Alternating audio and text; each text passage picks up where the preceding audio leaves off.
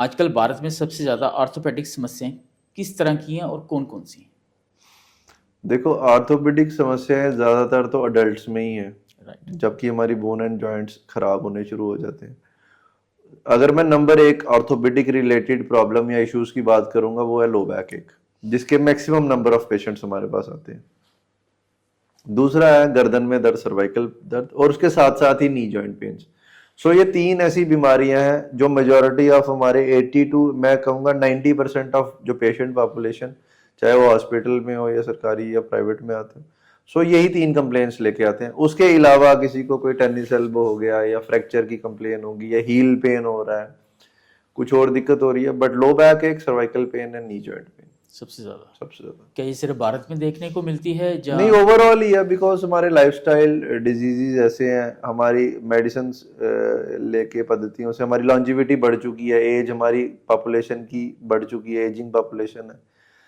तो ageing population में नी का आर्थराइटिस, बैक के मसल कमजोर होना, हड्डियां कमजोर होना, हमारा काम ही आजकल लैपटॉप पे है, या बच्चे पढ़ रहे हैं, घर में भी, स्कूल में भी पढ़ते हैं, ट्यूशन में भी पढ़ते हैं, फिर वो घर में आके भी पढ़ते हैं।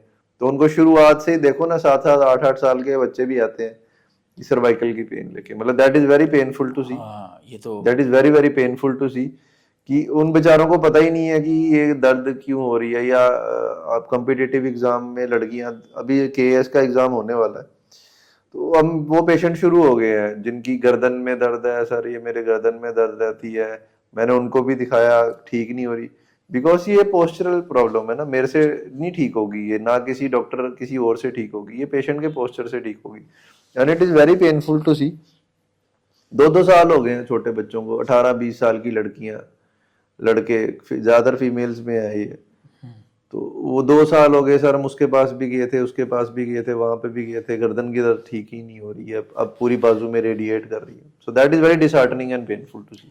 सही। आपने 18 से 19 बच्चे में बोला, और मैं आपने बोला कि जो बैक एक बच्चों में, लोगों में होती है, जो बड़े होती हैं उनमें होती है, बट आजकल युवाओं में देखने को बहुत मिल रही है, खासकर बैक पेन।